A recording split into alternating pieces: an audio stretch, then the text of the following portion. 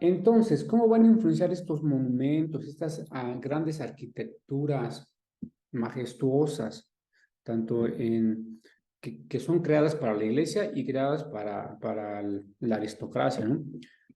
¿Esto cómo va a influir en la música? A ver, les voy a poner una pregunta.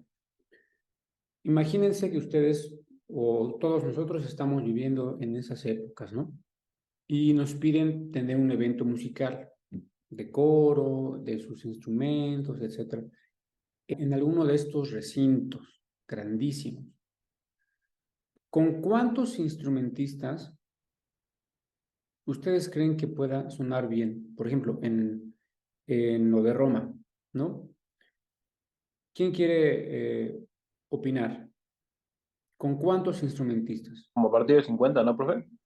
Como a partir de 50 penitas, exactamente. ¿Y por qué pensarías a partir de 50? Porque como es un espacio abierto, el sonido se dispersa y luego cuando se llenan de gente, la gente con la ropa absorbe las ondas sonoras. Entonces también ahí hay absorción y también dispersión, entonces pues el sonido se disminuye. Exacto, entonces son construcciones muy altas también.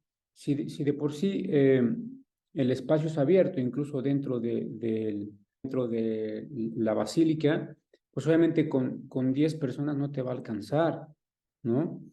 Ok, tienes la resonancia del eco, está bien, pero aún así no te va a alcanzar.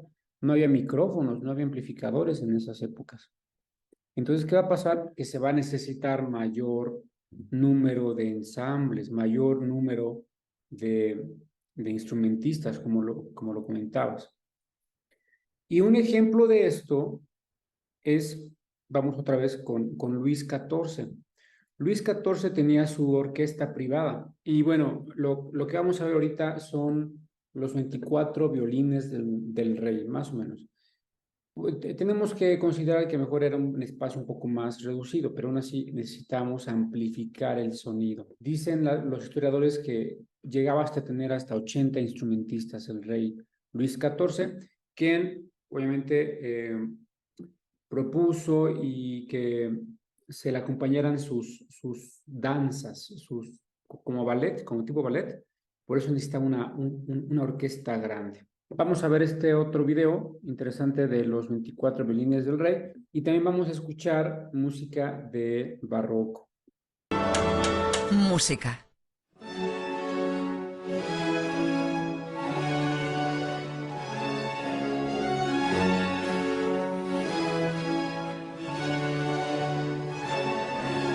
En Versalles se celebra un concierto con un título evocador, la época de oro de los 24 violines del rey. Resulta fácil imaginar de qué soberano se trata, pero ¿quiénes serán los 24 violines del rey? Nos lo desvela el clavicordista y director de orquesta Skip Sempe. El concierto de esta noche hace referencia a la orquesta que en el siglo XVII estaba considerada la mejor de toda Europa. Era la Orquesta de Versalles, constituida y dirigida por Lully, el compositor más importante de la corte.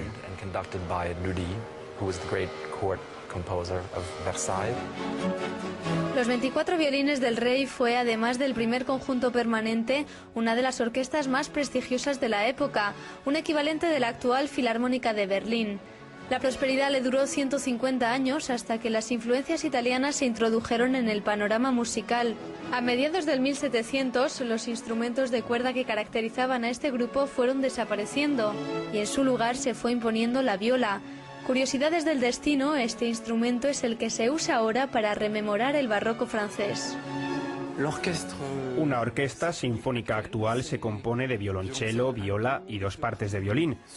Pero en la época de Lully había 5 partes en total, es decir, violines, violas, violas, violas y violonchelos. En aquella época había violas de 3 tamaños diferentes.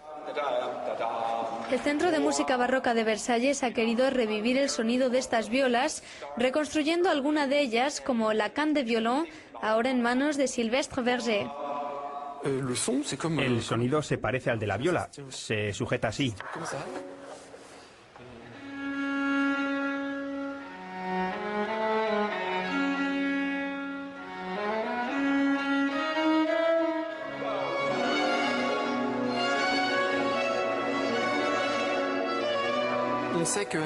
Sabemos que en aquella época lo sujetaban con una correa o se lo colgaban de un botón del traje.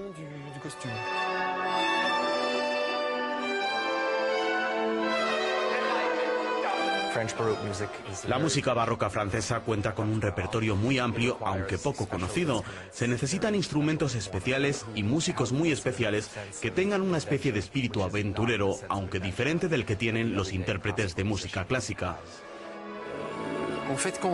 Cuando rescatamos estos instrumentos, hace 2 años, nadie sabía tocarlos, hacían falta voluntarios. ¿Quién quiere tocarlo? De acuerdo, lo voy a intentar.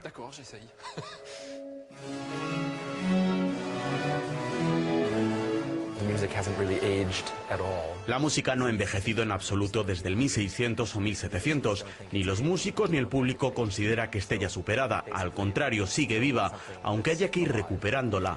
Pero eso es lo que estamos haciendo.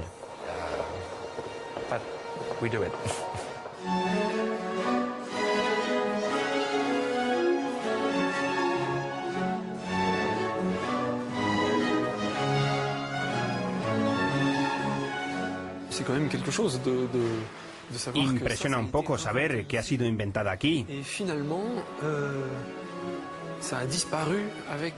y que desapareció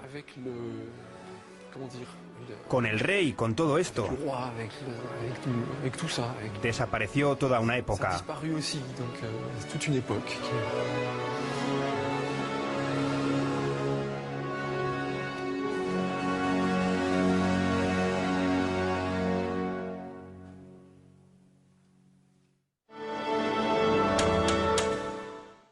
Bien, ok, entonces ya nos dimos cuenta más o menos de cómo sonaba la orquesta de Luis XIV en el Palacio de Versalles. Cabe mencionar los instrumentos que ahí estuvimos observando. Obviamente interesante lo de los diferentes tipos de violas y vean la importancia que tuvo durante el periodo barroco.